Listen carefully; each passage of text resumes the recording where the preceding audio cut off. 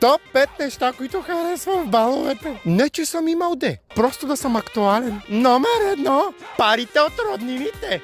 Они ме целуват, пожелават ми по-плътен вятър. А аз ги питам.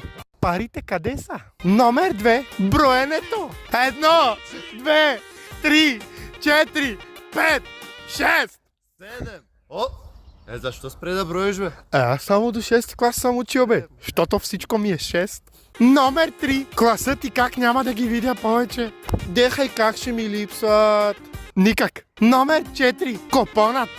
Госпожа, завършихте учебната градина. Дай. Абе, кой си ти? Какво правиш тук?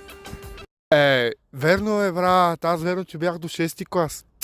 Нищо. Да. Номер 5. Големите възможности за забогатяване. Тук някой си изтърва лобицата. Тук някой гривна.